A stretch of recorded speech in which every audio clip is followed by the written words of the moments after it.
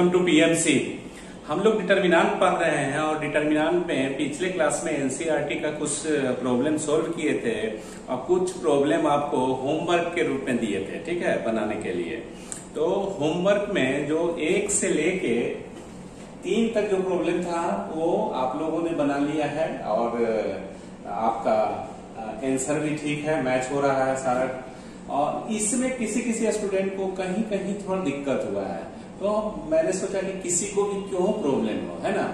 बड़े आराम से, थोड़ा कंसेप्ट वाला प्रॉब्लम है, इसलिए बड़े आराम से इसको बनाना है और समझना है, ठीक है ना। तो प्रॉब्लम नंबर 4 को बताते हैं और छोटा सा ऑब्जेक्टिव क्वेश्चन है, बहुत लेंदी है नहीं, इसलिए विद इन 1 मिनट में ये सब सोल्व हो जाएगा। तो ये क्या बोलता है कि if A is a square matrix of n order 3 then, देखो जो भी मैट्रिक्स है और उसका डिटर्मिनेंट्स के बारे में पूछ रहा है और मैट्रिक्स का स्ट्रक्चर तो दिया हुआ है नहीं, कंस्ट्रक्शन नहीं ना दिए हुए हैं, तो ये जो प्रॉपर्टीज होता है उसके बेसिस पे बनेगा। तो 4 का सॉल्यूशन जो देखिए, 4 का जो सॉल्यूशन होगा, हम लोग जानते हैं कि ये अगर स्क्वायर मैट्रिक्स है, क्योंकि ये स्क्वायर मैट्रिक्स है, तो के से अगर मल्टीप्लाई करके और इसका डिटर्मिनेंट निकालते हैं तो क्या होता है, क्या टेक्निक बताए हैं, ऑफ ऑर्डर एन। तो के बाहर आएगा तो एन इस पे पावर हो जाता है और फिर जो बचा, के बाहर आ गया तो सिर्फ बचा डिटर्मिनेंट है, तो वो लिख दिए। तो आपको निकालना क्या है, माइनस ए का डिटर्मिनेंट। तो माइनस ए का डिटर्मिनेंट निकालने का मतलब आप लिख सकते हो -1, के का वैल्यू क्या हो गया -1, तो -1 का और एन ऑर्डर 3 ऑर्डर का है, तो 3 और डिटर्मिनेंट ए। तो कहने का मतलब ये क्लियर। तो माइनस डिटर्मिनेंट ए, तो माइनस डिटर्मिनेंट ए कोई भी नहीं है इसमें, तो ये भी आंसर हो गया, ठीक है। प्रॉब्लम नंबर 5 का सॉल्यूशन देखो। प्रॉब्लम नंबर 5 का ये दिए हुए, देखो ये DIC लिखा हुआ है, मतलब डायगोनल मैट्रिक्स है। डायगोनल मैट्रिक्स में क्या होता है कि ये सब डायगोनल एलिमेंट्स को रिप्रेजेंट कर रहा है, 1/2, 1/3, 1/4 डायगोनल एलिमेंट्स को रिप्रेजेंट कर रहा है। और डायगोनल मैट्रिक्स में डायगोनल एलिमेंट्स को छोड़कर जितना भी अदर एलिमेंट्स है उसका वैल्यू 0 होता है, ठीक है। तो आपको हम क्या बताए थे कि अगर डायगोनल मैट्रिक्स दिए हुए हैं तो उसका डिटर्मिनेंट क्या होता है, प्रोडक्ट ऑफ डायगोनल एलिमेंट्स। तो इसका सिंपली बाय प्रॉपर्टीज क्या होगा, 1/2, 1/3, 1/4, तो 1/24 इज करेक्ट आंसर, ठीक है। तो आपका 5 भी हो गया। 6 देखो,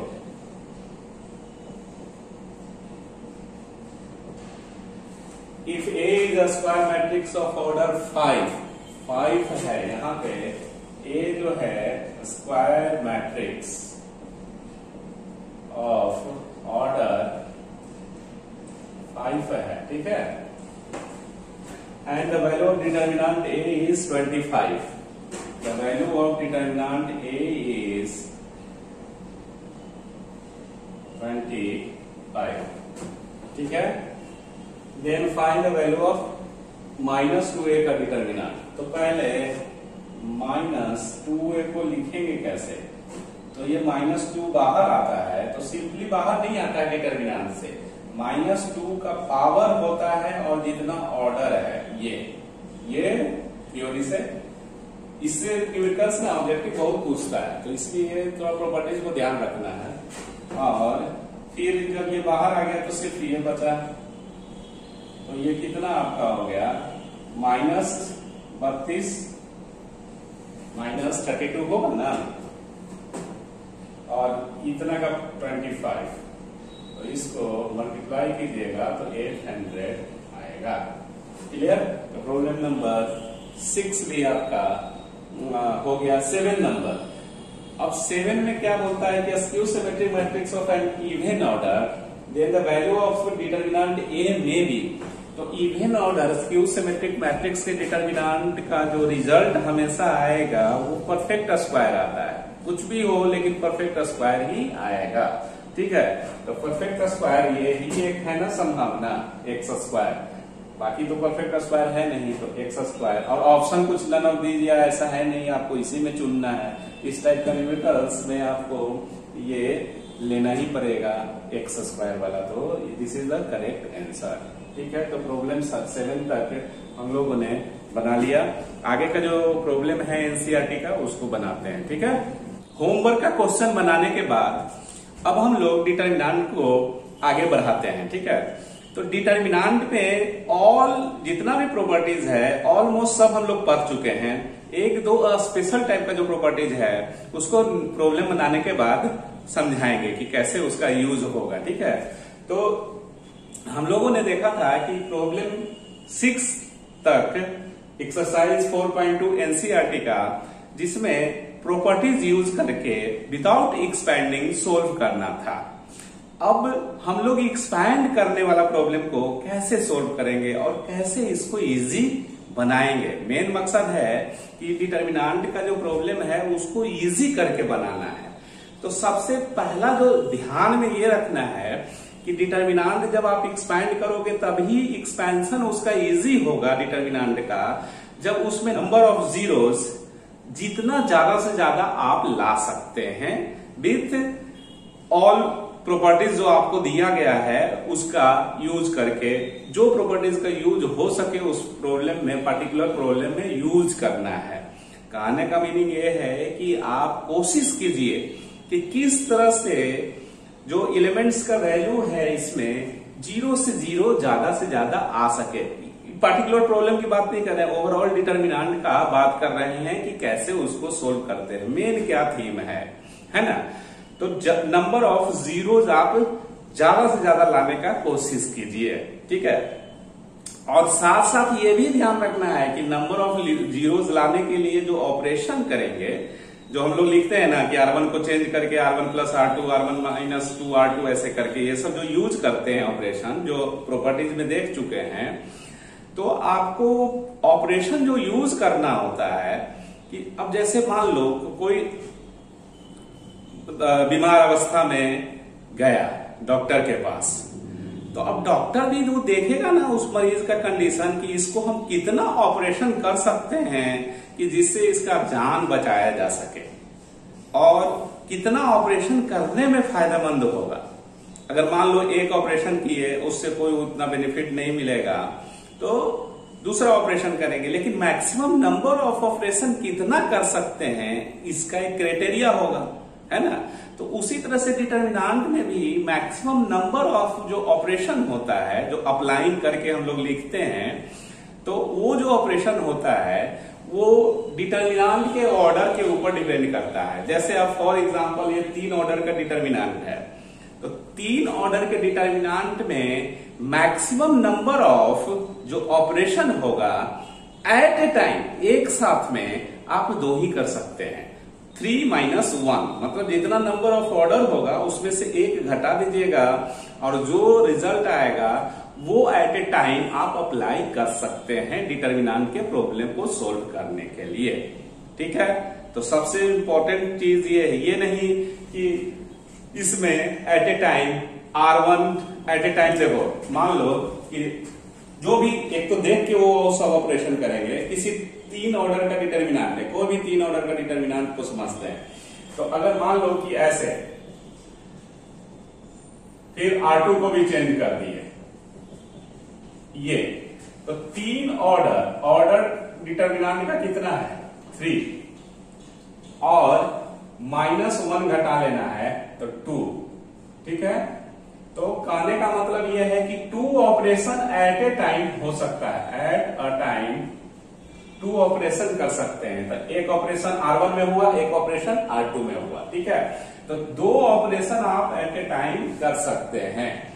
ये नहीं कि R1 बराबर ये, R2 बराबर ये और R3 बराबर भी कुछ लिख दिए, R3 माइनस R1, तो ये इसको भी इंक्लूड कर लेंगे तो 1 2 3 ये पूरा गलत हो जाएगा। ये ऐसे नहीं होता है, जो सही है ये 2 ही है। आप R1 R2 को चेंज कीजिए, R2 R3 को चेंज कीजिए, या R3 R1 को चेंज कीजिए, या किसी एक को चेंज कीजिए। कहने का मतलब है कि मैक्सिमम जो ऑपरेशन होगा 3 ऑर्डर के डिटर्मिनेंट में 2 एक बार में कर सकते हैं। ऑपरेशन मतलब ये सब ऑपरेशन है, चेंजेस हो रहा है R1 R2 R3 में। तो इस तरह से जितना अगर 4 ऑर्डर का डिटर्मिनेंट रहता था 1 2 3 ऑपरेशन कर सकते थे। क्लियर? तो ये सबसे इंपॉर्टेंट है, ध्यान रखना है। इन्हें क्या आंख बंद करके बहुत सारे स्टूडेंट को मतलब समझ में नहीं आता है कि कितना एट ए टाइम हम कर सकते हैं।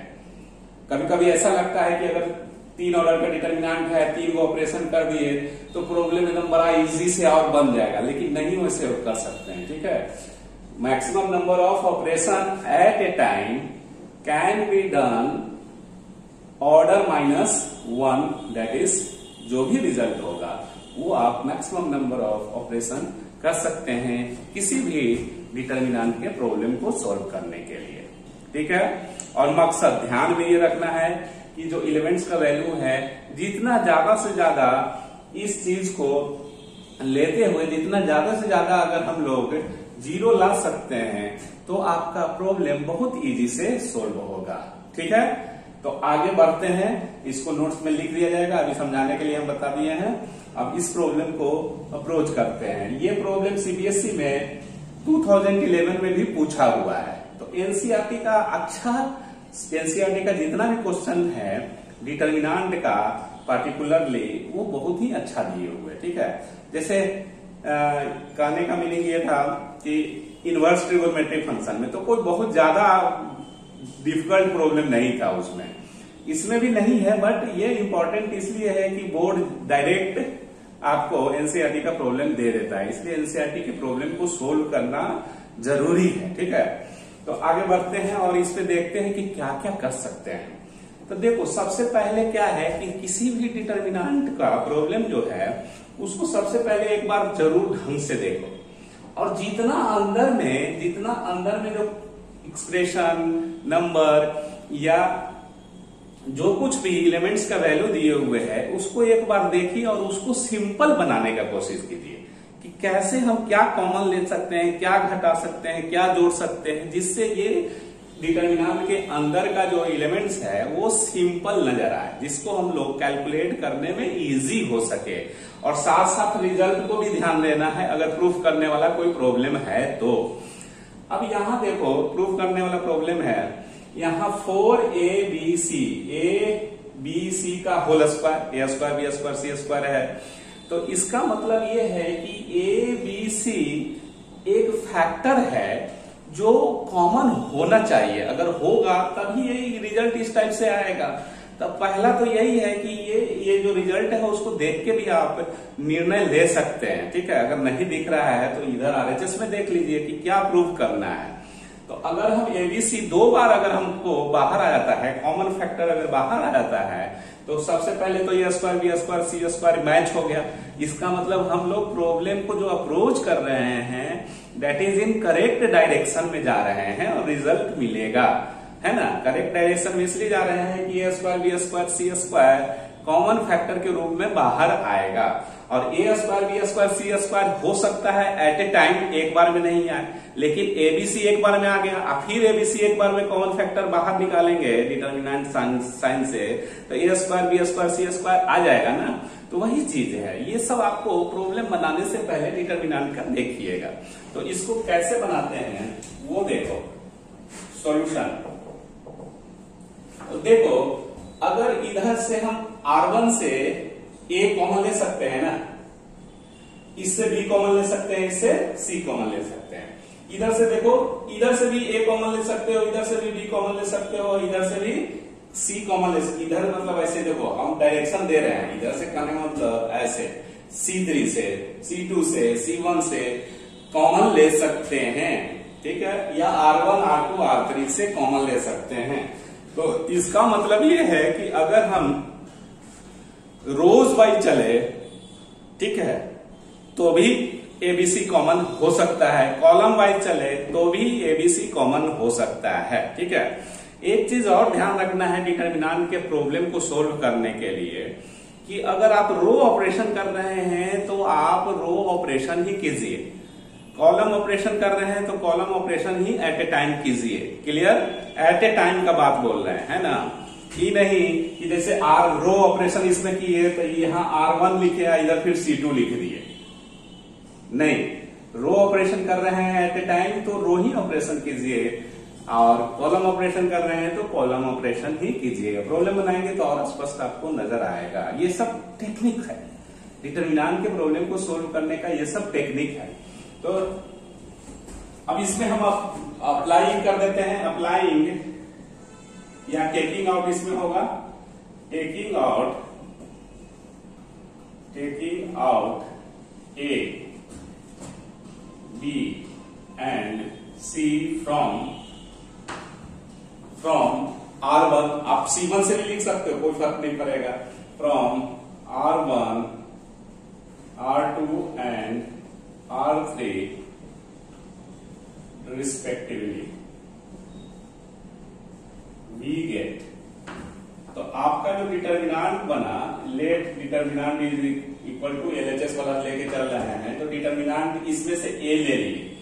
तो जब A बाहर लेंगे तो ये तो बाहर तभी होगा जब R1 से ले रहे हैं A को R1 से, B को R2 से, C को R3 से ले रहे हैं डिटरमिनेंट साइन से बाहर। तो आपको A सब में से लेना होगा, सब में मतलब R1 से लेना है तो R1 के हर एक एलिमेंट से A को लेना पड़ेगा, तब वो बाहर लिखाएगा। तो A R1 से ले लिए तो यहाँ R1 क्या बना, A को ये बच गया, यहाँ B, यहाँ C। फिर R2 से क्या लेना है, क्योंकि ऐसा सिमेट्री है, कॉमन फैक्टर है, तो B किधर गया, B R2 से, तो B कॉमन लीजिए, तो यहाँ B लिखिए, तो B कॉमन लीजिएगा, इसमें क्या बचेगा, A, इसमें माइनस B और इसमें C, और इसमें से C कॉमन लीजिए। तो A B पहले से था, C कॉमन लिए तो ये ऐसे हो गया, यहाँ बच गया A, यहाँ बच गया B, यहाँ बच गया माइनस C, ये चीज ठीक है। अब ये देखना है, अब इसको एक्सपैंड नहीं कर देना है, जितना सिंपल हो सके इधर अंक में आएगा यार, और सिंपल और कॉमन फैक्टर अगर नजर आ रहा है तो उसको भी बाहर निकाल दो, तो वो ज्यादा ना अच्छा रहेगा, इजी से बनेगा। तो इसमें देखिए कि A B C फिर कॉमन होगा।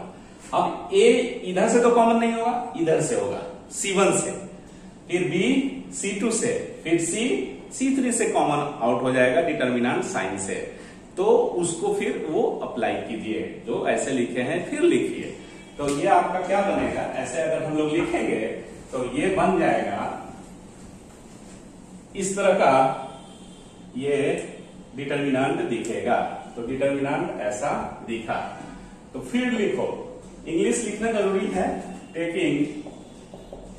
Taking out A B and C from, अब कहां से ABC लिखाएगा, A B से, C1 से, C2 से, C3 से, from C1 C2 and C3 we get ये। तो डेल्टा ABC तो पहले से था आपका अवेलेबल, तो ABC पहले से था, ABC फिर बाहर आया, ABC A किससे बाहर आया, C1 से, तो यहां क्या बच गया, -1 1 और 1, फिर B इधर से आया 1 -1 1, C 1 1 -1, क्लियर। तो इस तरह से ये ABC बाहर आ गया, तो A square B square C square बच गया कि जो कि इधर दिख रहा है। तो हम लोग राइट डायरेक्शन में जा रहे हैं, ये आपको प्रूफ करने में ऐसे दिखेगा, बोर्ड में तो प्रूव करने वाला देगा ज्यादातर। तो आप देखो इसको, ये नंबर जो आ गया बहुत इजी आ गया नंबर, ठीक है। अब डायरेक्ट एक्सपैंड भी कर सकते हो, इसमें कोई बड़ा चीज है नहीं, क्योंकि बहुत नंबर आ गया, आपको गुना करने में बहुत ज्यादा परेशानी नहीं होगा। लेकिन अगर इसको और इजी बना देंगे तो और इजी हो जाएगा। अब देखिए, जब भी आपका प्रॉब्लम में एक एक दिखा, यहां तो इतना सारा 1 1 दिख रहा है, ठीक है, तो डांस करने लगिए, बिकॉज डांस करने का मतलब ये है कि 1 1 जहां भी रहेगा तो आप उसको बड़ा इजी से 0 बना सकते हो। रो, दो रो में अगर 1 1 इस तरह से है माइनस प्लस ये मिक्स करके सिमेट्री है भी नहीं, कहने का मतलब सिमेट्री कहने का मतलब आइडेंटिकल नहीं है। आइडेंटिकल आता तो 0 होता, प्रूव होगा भी, तो आइडेंटिकल नहीं है।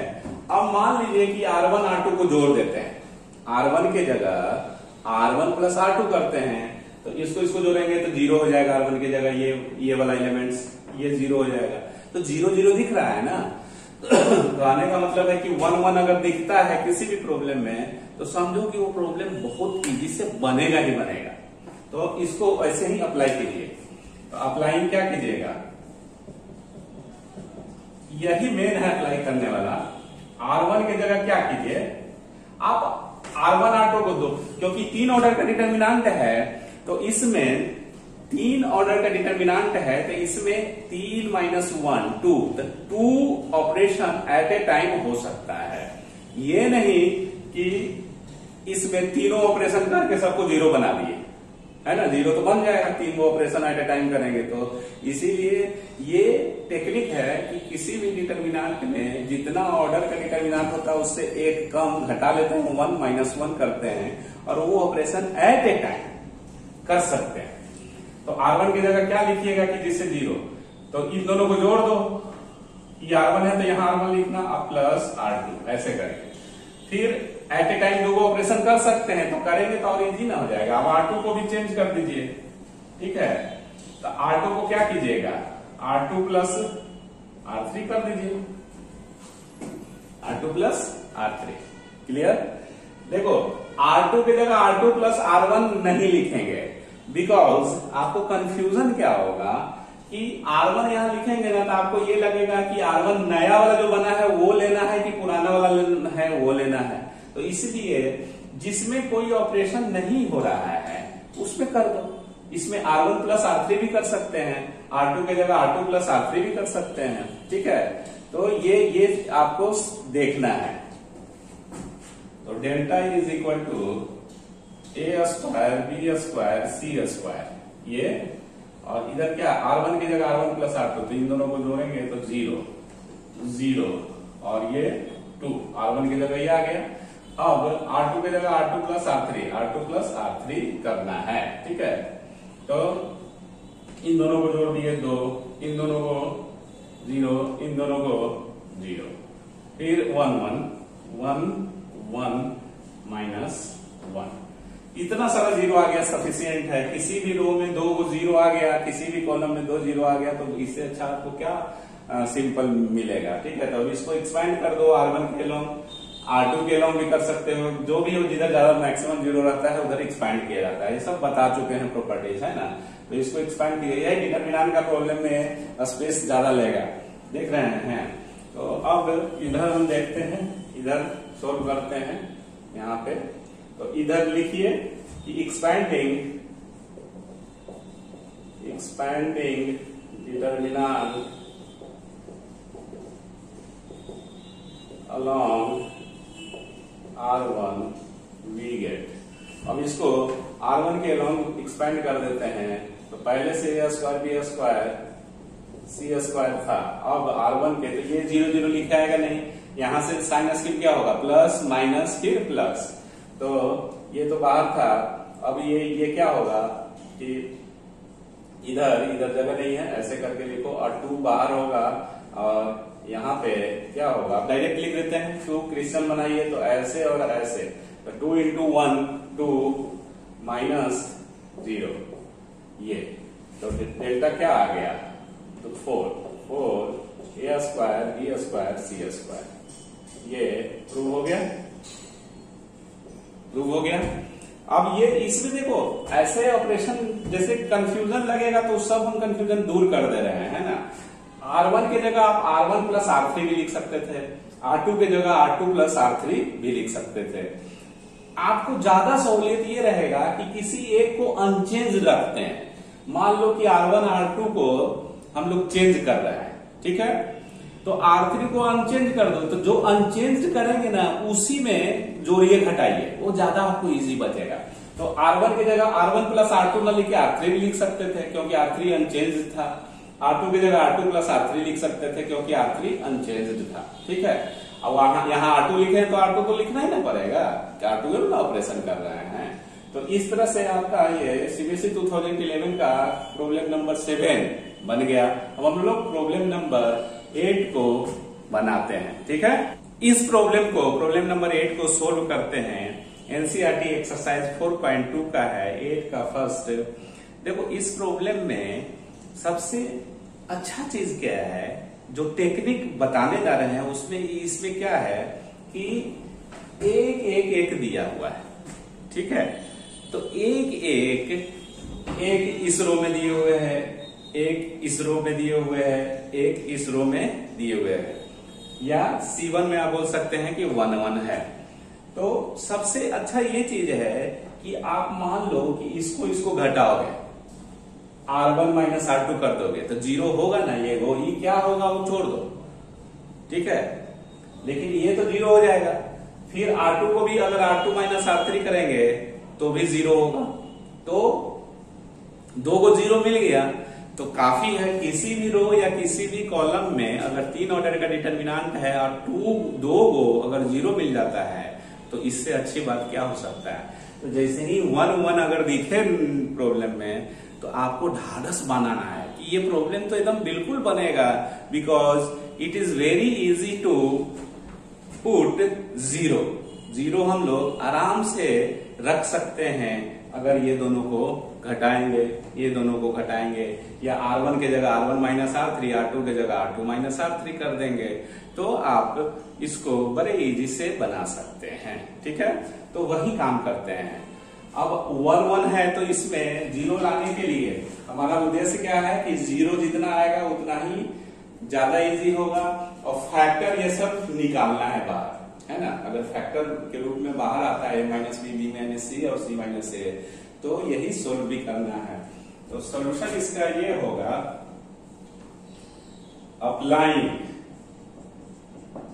अप्लाइंग इस डिटर्मिनेंट में, तो रिजल्ट प्रूफ करना है। तो अगर हम R1 के जगह R1 माइनस R3 कर दें तो 1 माइनस 1 0। जो अनचेंज्ड है ये अनचेंज्ड रख रहे हैं। मान लो कि देखो 3 ऑर्डर का डिटर्मिनेंट है, 3 ऑर्डर का डिटर्मिनेंट है, तो किसी एक को अनचेंज रखना पड़ेगा, क्योंकि 3 माइनस 1 तो 2 एट ए टाइम ऑपरेशन कर सकते हैं, 2 ऑपरेशन एट ए टाइम कर सकते हैं। तो 2 ऑपरेशन करेंगे मतलब R1 R2 R3 में, तो किसी 2 को चेंज कर सकते हो, किसी एक को अनचेंज रखना पड़ेगा, ठीक है। या C1 में करते हैं तो, लेकिन इधर C1 वाला होगा नहीं, कॉलम वाइज नहीं होगा, क्योंकि इसको घटाएंगे तो 0 तो आने वाला नहीं है, और 1 माइनस है, कॉमन फैक्टर भी नहीं है इस तरह से। तो R1 माइनस ये अनचेंज रख दीजिए, मान लीजिए इसको अनचेंज, तो 2 को तो हम चेंज कर ही सकते हैं। और रो वाइज ऑपरेशन कर रहे हैं तो एट ए टाइम रो ही करना होगा, ये नहीं कि एक में रो कर दो और दूसरा में कॉलम घुसेड़ दो, तो ऐसा नहीं होता है, ठीक है। तो R1 में R1 माइनस R3, और फिर आप क्या कीजिएगा, क्योंकि R3 जो अनचेंज है तो R3 ये घटा लीजिए। आप देखो R1 माइनस R2 भी कर सकते थे, कोई दिक्कत वाली बात ही नहीं है, ठीक है। तो इसमें ये सब संकोच नहीं करना है, कि इसलिए बोल रहे हैं कि डिटर्मिनेंट जो बनाओगे तो अप्लाइंग वाला ऑपरेशन रिजल्ट तो सेम ही आएगा, लेकिन स्टेप हो सकता है सब अलग अलग में भी हो सकता है। हम ये कर रहे हैं R1 माइनस R3, कोई हो सकता है ये R1 माइनस R2 भी कर सकते हैं, है ना, क्योंकि R1 माइनस R2 करेंगे तो ये माइनस B फैक्टर भी दिख ही रहा है। ऐसे A माइनस C, तो C minus A minus common लेंगे तो वो भी आ जाएगा फैक्टर। तो ऐसे ये कहने का मतलब कंफ्यूजन ज्यादा नहीं होगा। जो अनचेंज करते हैं ना, अनचेंज जिसको रखते हैं, आप किसी को भी अनचेंज रखिए, जिसको अनचेंज रखिएगा ना उसी से घटा लीजिए सबसे अच्छा, क्योंकि इसमें कोई चेंजेस नहीं है। तो R2 पे क्या कीजिएगा, R2 जैसे ही R2 लिखते हैं इसी R2 लिख दो, और माइनस ही करेंगे, R3 से घटा लीजिए। तो क्या हो गया, ये देखो यही 1 और 1 2, तो 3 ऑर्डर में 2 ऑपरेशन एट ए टाइम कर सकते हैं, तो ये ऑपरेशन ही इसको बोलते हैं, ठीक है। तो ये बी गेट क्या हो गया, आपको डिटर्मिनेंट का वैल्यू जो आएगा, R1 को चेंज कर दे रहे हैं तो R1, अब R1 माइनस R3, अब माइनस R3 का मतलब क्रॉसपॉन्डिंग एलिमेंट्स को घटाना है, R1 और R3 के क्रॉसपॉन्डिंग एलिमेंट्स को घटाना है। तो R1 और R3 को पकड़ लो, तो 1 में से 1 गया तो 0, A क्योंकि R1 पहले है तो A और R3 माइनस R3 तो माइनस C, फिर A square minus C square, ये फिर R2 क्या है 1 और माइनस R3 0, फिर B माइनस C, फिर B square minus C square. और ये तो अनचेंज रखे हैं, इसमें कर ही नहीं सकते हैं, R3 को नहीं चेंज कर सकते हैं, ठीक है। तो 1C नहीं कर सकते हैं यहाँ पे, क्योंकि यहाँ 2 ही ऑपरेशन एट ए टाइम लगेगा 3 ऑर्डर के डिटर्मिनेंट के लिए, ठीक है। तो ये अब देखिए इसको, अब 0 0 आ गया तो इसका मतलब ये नहीं कि इस डिटर्मिनेंट को एक्सपेंड कर दीजिए और इजी बना लो। जितने इधर अंदर जो है ना सिंपल होगा उतना ही आपको इजी होगा एक्सपेंड करने में, कैलकुलेशन में, इवेलुएट करने में। तो देखिए कि A माइनस सी R1 से कॉमन हो सकता है ना जी, क्योंकि A माइनस सी यहाँ भी है, A माइनस सी इससे भी निकल जाएगा। और 0 इंटू A माइनस सी लिख सकते हैं, 0 के जगह 0 इंटू A माइनस सी, मतलब A माइनस सी इससे भी तो कॉमन हो ही सकता है। तो इसको एक बार और लिख दो ऐसे, दिस इम्प्लाइज दैट, ऐसे करके 0 A माइनस सी, और इधर फॉर्मूला A माइनस सी और A प्लस सी, क्योंकि A square minus B square वाला फॉर्मूला पे, और यहाँ पे 0, फिर B माइनस सी, फिर B माइनस सी और B प्लस सी, फिर यहाँ पे क्या होगा 1C और C स्क्वायर। तो अब लिखिए कि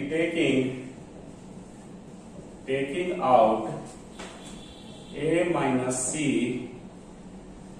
and B minus C from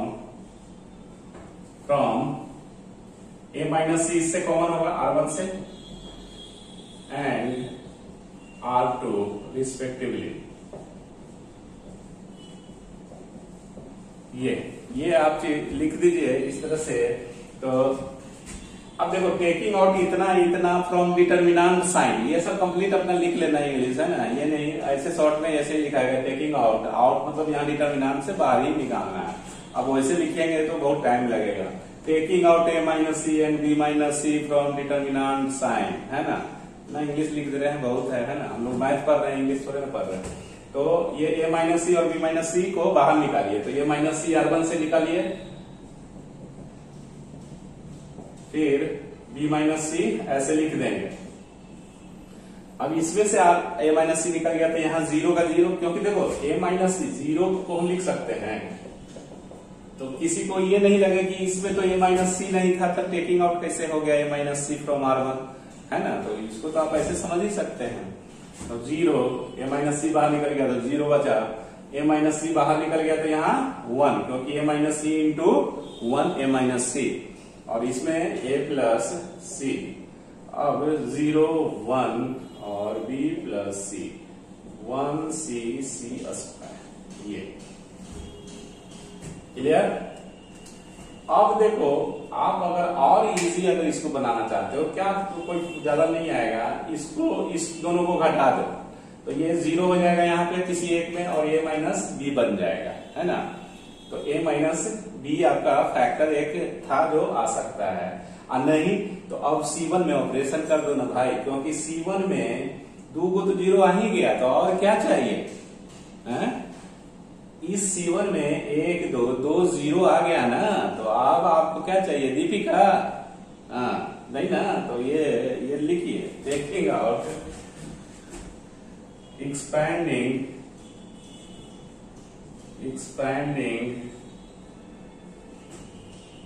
determinant along C1 के along क्यों कर रहे हैं? क्योंकि 2 0 इधर है, जिधर मैक्सिमम नंबर ऑफ जीरोज होता है, जिधर भी रोज या कॉलम में जिस रोज और जिस कॉलम में मैक्सिमम नंबर ऑफ जीरोज होगा, उधर हम लोग डिटर्मिनेंट को एक्सपैंड करते हैं। उधर से चलेंगे तो आपका इजी होगा। C1 B गेट, तो ये आपका क्या हो गया, ये देखिए इधर है जगह बचा हुआ ऐसे करके, तो इसको अगर एक्सपेंड करेंगे तो ये डिटर्मिनेंट क्या बचेगा, a minus C b minus C, और ये 2 तो 0 हो जाएगा, इसी को खाली लिखना है तो साइन स्कीम में ये प्लस माइनस प्लस तो 1, और इधर डिटर्मिनेंट क्या बचेगा, इसको क्वेश्चन बनाओगे तो ये और ये कैंसल, ये और ये कैंसल, ये बचा, तो 1 इंटू बी प्लस सी, तो b plus C minus 1 into A plus C, ये ऐसे करके लिखेंगे।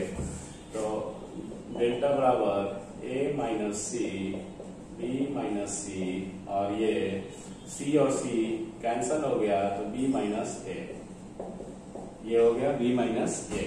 तो अब आपको देखिए जैसा लिखा हुआ है वैसे कर दीजिए, a माइनस बी, इसमें से माइनस कॉमन लोगे तो a माइनस बी होगा, और c माइनस ए करने के लिए इसमें से माइनस लेंगे तो c माइनस ए होगा, तो माइनस माइनस प्लस, अब b माइनस सी है ही, तो इसको आप लिख सकते हो ना, this implies that delta is equal to a minus B, minus इसमें से कॉमन लिए और b माइनस सी छोड़ दिए, इसमें से माइनस कॉमन लिए, तो माइनस माइनस इसका प्लस ही होगा, तो ये प्रूव हो गया। ठीक है, अब इस प्रॉब्लम को देखिए बहुत सारे, जैसे कंपटीशन में आपको बहुत सारे न्यूमेरिकल्स इस थ्योरी, ये डिटर्मिनेंट का जो है रिजल्ट आपको याद रखने में फायदा है, क्योंकि बहुत सारे न्यूमेरिकल जो ऑब्जेक्टिव क्वेश्चन होता है बोर्ड में भी इस पैटर्न पे दे सकता है, तो आप इतना टाइम से बचेंगे, क्योंकि ऑब्जेक्टिव में तो आपको आंसर निकालना है, तो कैसे इससे प्रॉब्लम बनाया जा सकता है वो देखिए, है ना। इससे जैसे एनसीईआरटी का 8.8 का 1 है, अब हम अपने से इस पैटर्न पे प्रॉब्लम बताते हैं कि कैसे डायरेक्ट ऑब्जेक्टिव क्वेश्चन बना सकते हो। ठीक है, तो इतना आप लिखिए। अभी जो न्यूमेरिकल्स बनाए उसके बेसिस पे हम लोग कुछ न्यूमेरिकल्स को देखते हैं कि कैसे बना सकते हैं। तो ट्रिक के अकॉर्डिंगली हम लोग ऐसे लिख सकते हैं, कुछ अपने मन से हम प्रॉब्लम बना रहे हैं और उसके बाद ये बना लेंगे, तो फिर आगे एनसीईआरटी का क्वेश्चन सोल्व करेंगे।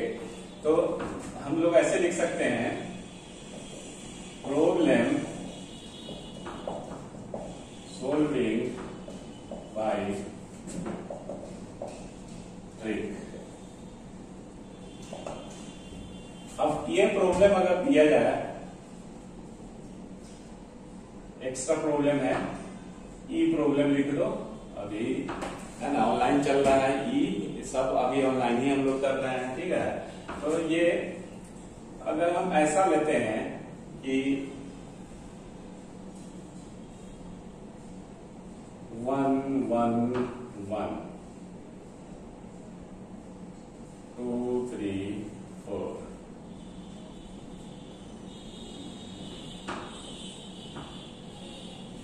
is equal to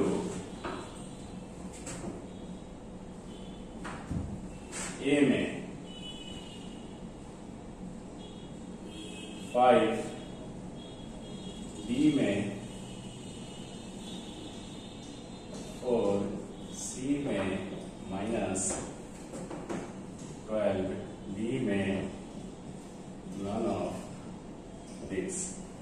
इस प्रॉब्लम को सोल्व करते हैं कि इतना बराबर क्या आएगा, ये ऑब्जेक्टिव क्वेश्चन है। ठीक है, तो इसका सॉल्यूशन यहां देखिए कि ये जो प्रॉब्लम है इसमें एक रो में 1 1 1 कर दिया है, दूसरा में 2 3 4 है। अगर हम मान लीजिए कि इसको A समझे और इस B और इसको C, तो ये क्या है, ये 4 को आप क्या लिख सकते हैं, कुछ और नहीं, 2 का स्क्वायर, इसको क्या लिख सकते हैं 3 का स्क्वायर, इसको क्या लिख सकते हैं 4 का स्क्वायर। तो ये कुछ और नहीं, क्या हो गया, A स्क्वायर B स्क्वायर और ये C स्क्वायर, क्योंकि C 4 था, 4 का स्क्वायर है। तो ये हम लोग जानते हैं, लिख सकते हैं, we know that 1 1 1 A B C A square B square C square is equal to A minus B, B minus C, C minus. ये ऑब्जेक्टिव क्वेश्चन है इसलिए इसको प्रूव करने की जरूरत नहीं है, प्रूव तो ऑलरेडी अभी किए हैं, तो इसको याद रखना है। देखो अगर ऐसा प्रॉब्लम आ गया इस पैटर्न पे, इस फॉर्मूला पे, तो आपको कितना इजी से ये बन जाएगा। तो अब क्या है इसका रिजल्ट जो है a minus B minus C, तो इस डेल्टा का result a minus B, B minus C और c माइनस a है। a यहाँ क्या है 2, तो 2 माइनस b 3 और b 3 माइनस c 4 है और 4 माइनस a 2। तो ये कितना आपका आ गया 2 में से 3 -1, ये -1 और 2, तो रिजल्ट कितना आ गया 2। तो ये आपका 2 आंसर हो गया, मतलब इसमें कोई है नहीं दिए हुए, तो ये नन ऑफ दीज है। क्लियर? कितना इजी से बन गया। ऐसे अगर ये नहीं जानोगे तो टाइम लगेगा, इस प्रॉब्लम को बनाने के लिए टाइम लगेगा ना जी। ठीक है, तो दूसरा प्रॉब्लम भी और इस पे देखते हैं। अब इस प्रॉब्लम को हम लोग सोल्व करते हैं और देखते हैं कि ये क्या कुछ टेक्निक या ट्रिक्स पे ये प्रॉब्लम बन सकता है। तो जरूर एकदम बिल्कुल बन सकता है। तो वो कैसे? तो देखिए, अगर हम मान लीजिए कि इसको, ये देखो पहला रो में तो 1 1 होना ही चाहिए ऐसे, और अगर ये है और ये बी है और ये सी है, तो ये क्या है a का स्क्वायर करेंगे, -6 का स्क्वायर करेंगे तो 36 ही ना होगा। तो ये कुछ और नहीं a स्क्वायर हो गया, ये कुछ और नहीं, अगर इसको हम लोग b माने हैं तो ये b स्क्वायर है, ये कुछ और नहीं, इसी का c स्क्वायर हो गया। तो इस तरह से हम लोग जानते हैं कि सॉल्यूशन में 1 1 1 a b c a square, इसी का square b square c square का रिजल्ट कितना आया a minus B, b minus C और c माइनस a। ठीक है, तो इस पे रिजल्ट पे बैठा दो इस प्रॉब्लम को, क्योंकि ये प्रॉब्लम सेट है एकदम जो अभी हम लोग पर है, उसके अकॉर्डिंगली प्रूव करने की जरूरत नहीं है, बिकॉज ऑब्जेक्टिव क्वेश्चन है। तो a आपका कितना है -6 और b कितना है 7, b 7 है और c कितना है -3, अब माइनस माइनस +3 हो जाएगा, और c कितना है -3 माइनस a कितना है -6, तो माइनस माइनस +6, ये इज इक्वल टू, ये कितना आया 6 और ये -13 7 10 और 3। क्लियर? तो ये आपका आ गया -390 B is the correct answer. तो देखो ये थ्योरी पढ़ने से कितना फायदा आ रहा है, तो इसको याद रखना है। हम क्या याद रखना है, तो ये लिखिए ऐसे, याद रखना है। याद क्या रखना है 1 1 1 a b c a square b square c square is equal to 1 1 1 a, यहाँ ऐसे b c, फिर a square b square c square, ये स्टैंडर्ड रिजल्ट है। तो इज इक्वल टू क्या हो गया, ये a minus B, b minus C और c माइनस ये रिजल्ट याद रखिए, क्योंकि इससे देख रहे हैं 2 टाइप का प्रॉब्लम। तो आपको जब प्रॉब्लम बनाएंगे तो आप देखिएगा कि कहीं हम लोग जो रिजल्ट आपको बताएंगे कि कौन कौन सा चीज जो डिटर्मिनेंट हम लोग सोल्व कर रहे हैं उसको एज अ स्टैंडर्ड रिजल्ट के रूप में भी याद रखेंगे। ऑब्जेक्टिव क्वेश्चन अगर दे दिया तो बहुत इजी से बनेगा, अन्यथा सोल्व करना शुरू कर दीजिएगा, टाइम किल होगा, है ना। तो ये अब आगे एनसीईआरटी का प्रॉब्लम नंबर 8 का दूसरा जो है क्वेश्चन, वो भी बहुत अच्छा क्वेश्चन है, उसको बनाते हैं। ठीक है, प्रॉब्लम को सोल्व करते हैं। इस प्रॉब्लम में भी आपको पेशेंस रखने का ये जरूरत है और खुश होने का मतलब डांस करने की जरूरत है। बिकॉज किसी भी रो या किसी भी कॉलम में अगर 1 1 1 है तो आराम से उसको 0 बनाया जा सकता है। जब आदमी को लक्ष्य मिल जाता है, टारगेट मिल जाता है कि हमको ये करना है, ये करने से हमारा काम आसान होगा, तो आराम से उसमें कॉन्फिडेंस के साथ मूव करते हैं, आगे बढ़ते हैं। तो ये चीज है, इस टाइप का प्रॉब्लम में आपको सबसे बड़ा बेनिफिट क्या है कि 1 1 1 है तो ये सब आपस में घटेगा तो 0 होगा, इस आपस में घटेगा तो 0 होगा, ठीक है। और घटाएंगे तो a माइनस बी एगो फैक्टर होगा जो कि इसमें ऐसे लाना है। तो पहला काम हम लोग, अब इसमें कैसे घटाओगे, रो वाइज घटाओगे कि कॉलम वाइज? तो इसमें कॉलम वाइज घटेगा क्योंकि C1 और C2 घटेगा तभी ना 0 होगा। तो इस तरह से हम लोग किसी एक को अब क्या कीजिए कि किसी एक को अनचेंज कर दीजिए, अनचेंज रहने दीजिए, मतलब चेंज मत कीजिए। 3 ऑर्डर का डिटरमिनेंट है तो हम लोग ऑपरेशन एट ए टाइम कितना कर सकते हैं, 2। तो एट ए टाइम 2 ऑपरेशन कर सकते हैं। तो किसी एक को हम अनचेंज लिख देते हैं, ठीक है। बीच वाला को रखने से अच्छा है लास्ट वाला करो या फर्स्ट वाला कोई भी अनचेंज रखो। तो मान लो कि इसको हम अनचेंज रखते हैं, प्रॉब्लम बनाते हैं और ये अनचेंज इसको लिखते हैं कि ये क्या है, ये अनचेंज रहने दीजिए, मतलब इसमें चेंज मत कीजिए, अनचेंज। क्योंकि ए को किसी को तो छोड़ना ही पड़ेगा और ऑपरेशन अगर हम कॉलम वाइज कर रहे हैं तो किसी एक कॉलम को ही छोड़ना होगा। तो अप्लाइंग C1 को मान लो चेंज करते हैं तो C1 माइनस, अब इसको अनचेंज करते हैं तो इसी से घटा लीजिए, C1 minus C3।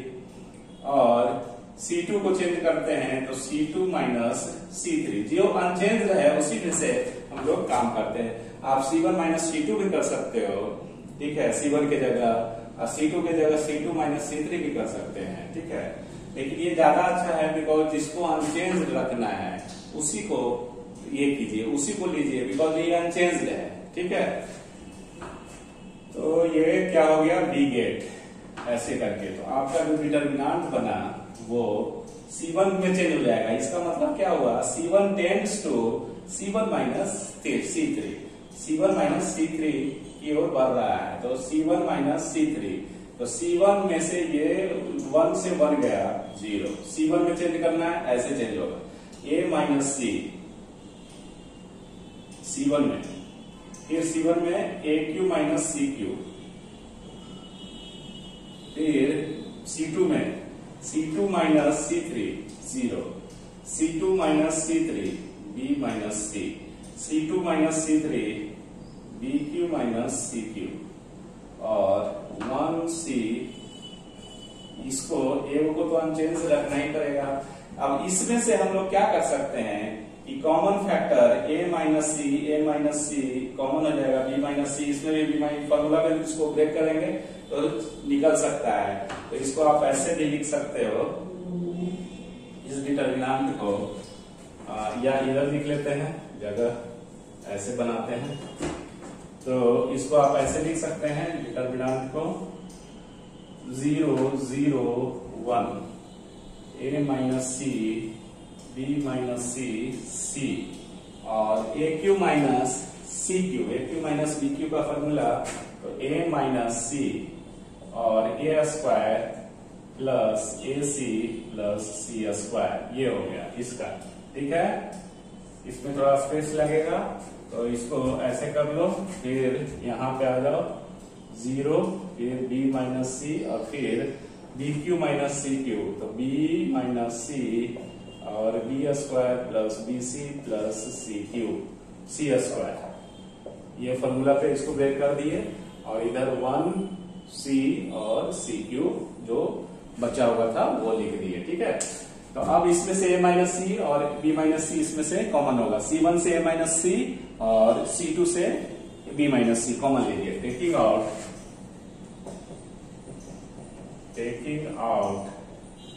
a minus c from C1 and b minus c from C2 we get, तो delta is equal to A minus C और B माइनस सी, ये बाहर ले रहे हैं तो A माइनस सी C1 से ऐसे, तो 0 1 और A square plus AC plus C square, फिर यहाँ 0 यहाँ 1 B माइनस सी कॉमन होगा, B माइनस सी ऐसे करके है, और यहाँ B square plus BC plus C square 1C C cube, ये इस तरह से हम लोग काम कर रहे हैं।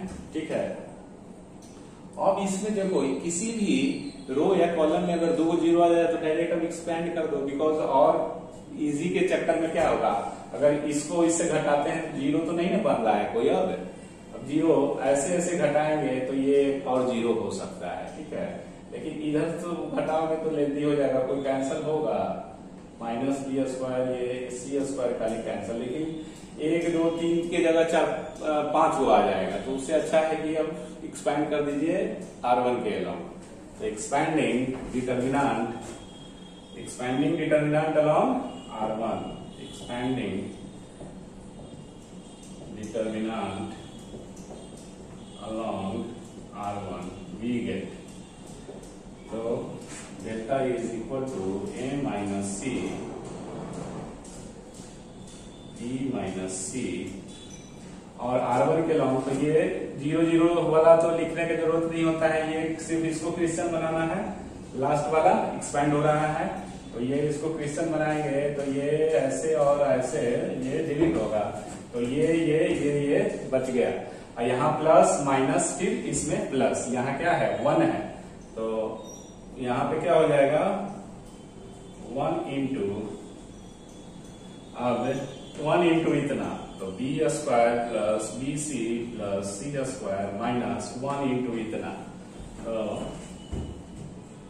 A square plus AC plus C square, ये क्लियर, ये आपका ऐसे आ रहा है। अब देखिए कौन सा कैंसिल होगा, माइनस C स्क्वायर और इधर प्लस C स्क्वायर, ये कैंसिल हो गया, BC ये, अब B जो एक टर्म का है 1 डिग्री का है, एक जैसा डिग्री वाला को एक साथ रखिए तब कॉमन फैक्टर बनाया जा सकता है, बिकॉज अभी कॉमन फैक्टर और चाहिए, A minus B B minus C, A minus C और B माइनस C आ चुका है, एक और ये चाहिए, तो कॉमन फैक्टर निकालने के लिए इसको ऐसे आप रख सकते हैं अरेंज करके, delta A minus C, C minus A है, B माइनस C, ठीक है, अभी रहने दो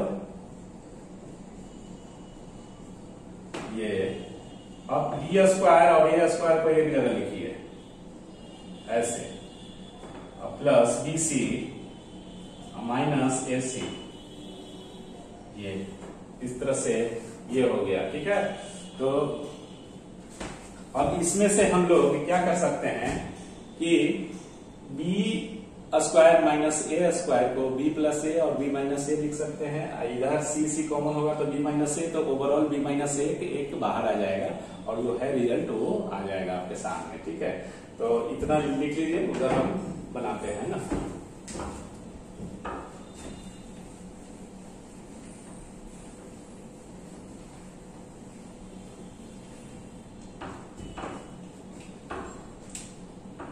ये क्या हुआ, delta is equal to A minus C B minus C, और इसको लिख सकते हैं B प्लस A और B माइनस A, और प्लस इसमें से C कॉमन ले लो तो क्या होगा B माइनस A, क्लियर। अब B minus A overall common होगा, तो A minus C B minus C और B माइनस A इसमें भी है, तो B माइनस A कॉमन लीजिए इधर से, तो B plus A plus C, B plus A और इसका C। अब इसको जो लाना है उसके पैटर्न में लिख दो, याद रखने को भी इजी होगा। अब A माइनस B, मतलब इसमें से माइनस कॉमन लेंगे तो A माइनस B होगा, और A C माइनस A करना है तो इसमें से माइनस, तो इसका माइनस प्लस हो जाएगा, और ये तो एज इट इज है, प्रूव करना।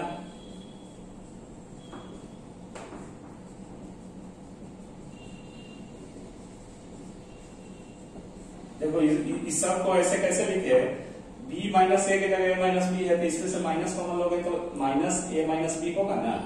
तो माइनस हम नहीं लिखे बिकॉज इसका माइनस और इसका माइनस दोनों प्लस हो जाएगा, तो डायरेक्ट लिख दिए, ये आपको प्रूव हो गया। ठीक है, अब ये भी आपको important result as a standard result याद रखना है कि इस पैटर्न पे भी प्रॉब्लम न्यूमेरिकल्स वैल्यू देके पूछा जाता है ऑब्जेक्टिव क्वेश्चन में, और इतना आपको ये सब करने की जरूरत नहीं होगा आप अगर रिजल्ट याद रखेंगे तो। ठीक है, तो इसके ऊपर हम कुछ प्रॉब्लम बनाते हैं हम लोग। ठीक है, अब सीबीएसई 2015 के क्वेश्चन को सोल्व करते हैं। देखो जो एक टाइप का प्रॉब्लम रहेगा तो उसको हम यहीं पे सोल्व कर देंगे, ये नहीं कि लगातार एनसीईआरटी का बना रहे हैं तो लगातार एनसीईआरटी। अब इस पैटर्न पे ये क्वेश्चन सीबीएसई में पूछा हुआ है तो हम बता रहे हैं कि ये प्रॉब्लम तो ऑलरेडी हम लोग प्रूफ कर चुके हैं, इसमें भी प्रूफ करना है, इतना बराबर इतना है, ये प्रूफ करना है। तो सीबीएसई 2015 में पूछा हुआ क्वेश्चन है, तो आप इस प्रॉब्लम को इसी पैटर्न पे कैसे बना सकते हैं, तो इसको पहले ये लेके आ जाना है ना, और इसके बाद तो बताएंगे प्रोसेस की कैसे बनाते हैं। तो ये देखिए, सबसे पहले इसको सोल्व करने के लिए हम लोग क्या कर सकते हैं, 2 आउट हो सकता है ना डिटरमिनेंट साइन से, तो टेकिंग, ये सब एग्जाम में लिखना, taking 2 out from C2 we get, तो डेल्टा क्या बन जाएगा आपका 2 और A Q B Q C cube 1 1 1 A B C, ये हो गया। ठीक है, अब ये क्या है कि आपको इस पैटर्न पे लाना है कि ताकि ये तो बना चुके हैं, अगर मान लो कि ये डायरेक्ट ये प्रॉब्लम देता है तो आपको कैसे इसमें घटाओगे, R1 माइनस R2 या R1 माइनस R3, R2 की जगह R2 माइनस R3 कर देना, और जैसे ये बनाए थे एकदम वैसे ही आ जाएगा, सेम पैटर्न आ गया ना जी। अब ये ऐसे कोई जरूरत नहीं है कि ये 1 1 1 1 है ना, इसमें 1 1 1 है, इसको ट्रांसपोज कर दोगे तो ये क्या हो जाएगा, ये ट्रांसपोज करोगे तो ये A Q B Q C cube इसमें चल जाएगा, और 1 1 1 इसमें चल जाएगा, और C3 ये ABC R3 में चल जाएगा। अब फिर इंटरचेंज हम लोग रो और कॉलम को करेंगे तो माइनस साइन के साथ माइनस माइनस प्लस आएगा, मतलब ये और ये सिमिलर हो गया ना, एकदम सिमिलर पैटर्न है। तो अगर आपको एकदम सेम दिखाना है कि एकदम इस तरह से, तो इसमें क्या अप्लाई कीजिएगा, इसको ट्रांसपोज कर देते हैं, तो डिटरमिनेंट का ट्रांसपोज करने से कोई फर्क, मतलब रो एंड कॉलम को इंटरचेंज करते हैं, तो इंटरचेंजिंग ऐसे आपको अगर ये पार्टिकुलर प्रॉब्लम शुरू से बनाना होगा तो अब इसको इंटरचेंज करने की जरूरत नहीं है, R1 माइनस R2, R1 के जगह R1 माइनस R3 कर देना, और R2 के जगह R2 माइनस R3। लेकिन ये प्रॉब्लम ऑलरेडी एकदम सिमिलर प्रॉब्लम है, बना चुके हैं, इसलिए इसको बनाएंगे नहीं, आपको आइडिया बता रहे हैं। ठीक है, अगर इसको हुआ हुई ऐसे दिखाना है तो आप क्या कर सकते हो, ट्रांसपोज कर दो, तो ट्रांसपोज कर देंगे तो इसको हम लोग ऐसे लिख सकते हैं, इंटरचेंजिंग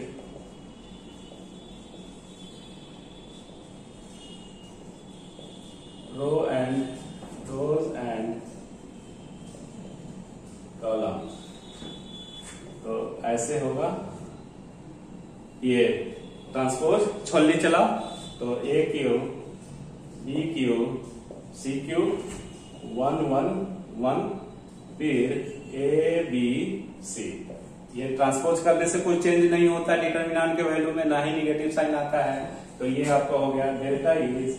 ये कोई जरूरी नहीं है कि इस प्रॉब्लम को बनाने के लिए इस पैटर्न में लाना जरूरी है, खाली आप देख लीजिए कि ये सिमिलर है कि नहीं, तो सिमिलर खाली हम दिखा देते हैं, ये 2। अब देखो, अब क्या है, 1 1 ऊपर गया है ना, 1 1 1, तो हम लोग इंटरचेंज करते हैं, है ना, इंटरचेंज करते हैं, तो R1 की जगह आप क्या कीजिएगा, R1 की जगह इसको अप्लाइंग, कैसा ऑपरेशन लिखेंगे इसमें, अप्लाइंग,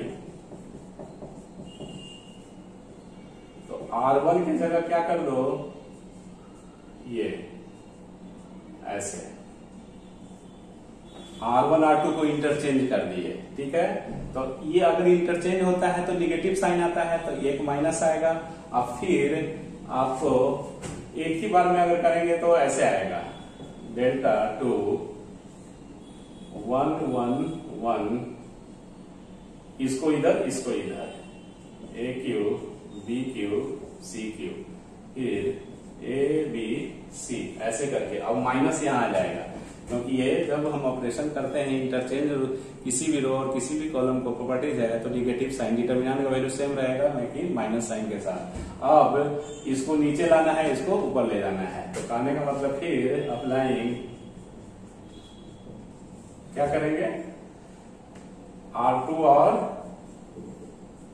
R3 में इंटरचेंज करेंगे, R2 R3, R2 के जगह पे ये जाएगा और इसके जगह पे ये आएगा, इस तरह से आपस में इंटरचेंज होगा। तो आपका डिटर्मिनेंट क्या बन गया, फिर माइनस पहले से था, अब ये ऑपरेशन करते हैं जब भी इंटरचेंज वाला रो को, ये सब रो और ये जो है ये ट्रांसपोज है, ये इंटरचेंज वाला है, तो ये अगर करेंगे तो फिर एक माइनस आएगा, तो माइनस माइनस प्लस, तो 2 और सिर्फ R2 R3 में कर रहे हैं, इसको एज इट इज 1 1 1, और ये उधर जाएगा और ये इधर आएगा, ये इतना आ गया, ठीक है। तो अब सिमिलर पैटर्न आ गया ना, तो इसको हम क्या लिख सकते हैं 2, और इतना हम प्रूव अभी किए हुए हैं हम लोग, तो a minus b, b minus c और c माइनस a और a plus b plus c, ये इतना बराबर, क्योंकि अभी 8.2 में ये प्रॉब्लम अभी ऑलरेडी प्रूव किया हुआ है, तो ये प्रूव हो जाएगा विद द हेल्प ऑफ 8.2, ये फ्रॉम प्रॉब्लम नंबर 8.2 से, ये क्लियर। इसका हम नोट्स लिख देते हैं कि क्या और इसमें हो सकता है पॉसिबिलिटी, जैसे अभी 2 2 2 दिया, 3 3 3 भी दे सकता है, तो ओवरऑल क्या हो सकता है वो नोट्स लिखते हैं, ठीक है। नोट्स में लिखिए और याद रखना है, इसको याद रखना है। याद रखना क्या है कि डिटर्मिनेंट्स अगर ऐसा रहता है के A B C, A Q B Q C Q, इसका रिजल्ट, या इसको आप ऐसे भी अगर रहता है के A B C, A Q B Q C Q, तो इसका रिजल्ट क्या होगा, के A minus B, B minus C, C minus A, और A plus B plus C, ये आपको रिजल्ट के रूप में इसको याद रखना है। मतलब एग्जाम्पल के रूप में अगर हम लोग बनाएंगे कि अगर ऐसा प्रॉब्लम आया, तो मान लो 3 3 3 2 4 5, ठीक है, 8 हो गया, और ये 64 और ये 125, ये तो इसका रिजल्ट क्या होगा, एकदम सेम पैटर्न में है। अब ये क्या है, ये कुछ और नहीं के हो गया, ये है, ये है। अगर इसको हम A मानते हैं और इसको B मानते हैं और इसको C मानते हैं, तो ये कुछ और नहीं क्या है जी, A का Q है, इसी का Q करेंगे, B का Q है, 4 का Q करेंगे, और ये C का क्या है, ये कुछ और नहीं C का Q है। तो इसका रिजल्ट क्या होता है, हम लोग जानते हैं कि अगर इस प्रॉब्लम को बनाना रहेगा तो हम लोग इसको, इसका रिजल्ट क्या होगा, K क्या है 3, और A माइनस बी, ये माइनस बी ऐसे करके, ठीक है, ए मान लिए, इसको सी मान लिए। तो a माइनस बी 2 माइनस 4, फिर b minus C 5, c minus A 5 minus 2, और ये a plus b plus C 2 plus 4 plus 5 ये। तो इसका रिजल्ट जो होगा वो क्या होगा 3 और माइनस 2 और माइनस 1 और 3 और 11। क्लियर? तो ये कितना आ गया 198 आ गया ये आंसर। क्लियर? तो इस तरह से आप ये रिजल्ट याद रखिए कि इस टाइप का डिटर्मिनेंट्स रहेगा। तो हम लोग सब्जेक्टिव में भी बता दे रहे हैं कि सब्जेक्टिव कैसे सोल्व करना है, और ऑब्जेक्टिव के लिए भी ये स्टैंडर्ड रिजल्ट समझो कि इसका जो रिजल्ट है इसको हमको याद रखना है कॉम्पिटिटिव पॉइंट ऑफ व्यू से या ऑब्जेक्टिव पॉइंट ऑफ व्यू से बोल सकते हैं। तो आपको बड़ा आसान होगा, और ये देखने में बड़ा सुविधा है कि अच्छा अगर ये एबीसी है तो इसी का क्यू है अगर रहेगा सब, तो हम लोग इस फॉर्मूला पे बैठा सकते हैं। इस टेक्निक से हम लोग इस प्रॉब्लम को तुरंत रिजल्ट तक पहुंच सकते हैं। ठीक है? तो इसके लिए आपको ये याद रखना होगा। तो इसी तरह से आपका अगर वो जो हम लोग प्रीवियस जो लिखे थे वो प्रीवियस भी ऐसे बन सकता है, मोर प्रिसाइजली ऐसे लिख सकते हो कि अगर के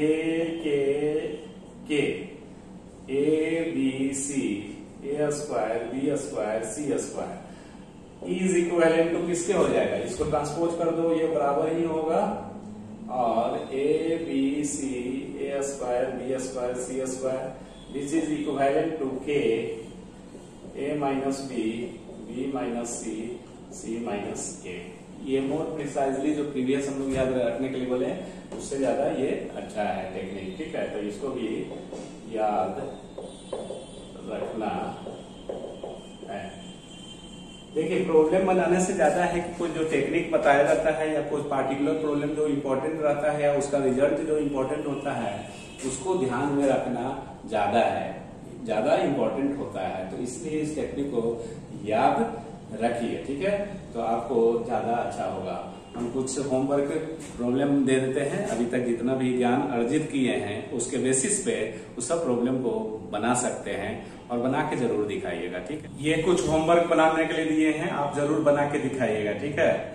अपना ट्रिक्स एंड टेक्निक्स जो अभी बता रहे हैं अगर वो अप्लाई होगा तो उसके द्वारा बनाना है, अन्यथा जो प्रॉपर्टीज पढ़े हैं उसको उसके द्वारा बनाना है। जो भी जैसे भी है बना के जरूर दिखाइए। ठीक है ना? तो ये 4 क्वेश्चन है और इस ऑब्जेक्टिव टाइप का क्वेश्चन है, और इसमें यहाँ पे 1 है। देखो 1 omega omega square 1 omega square 1 omega है। इसका क्या रिजल्ट होगा? ओमेगा यहाँ पे imaginary cube root of unity को रिप्रेजेंट कर रहा है, जो कि हम लोग कॉम्प्लेक्स नंबर में 11th क्लास में पढ़े हैं। ठीक है? तो इस तरह से ये जरूर बना के आपको दिखाना है। ठीक है? तो आज हम लोग बहुते पढ़े कि नहीं पढ़े? हाँ, तो आज के लिए इतना ही। नेक्स्ट क्लास में हम लोग नए प्रॉब्लम के साथ, नए ट्रिक्स एंड टेक्निक्स के साथ फिर आएंगे, आपके साथ पढ़ेंगे हम लोग। तो आज के लिए इतना ही। थैंक यू, धन्यवाद, खुश रहिए और मन लगा के पढ़िए। ठीक है?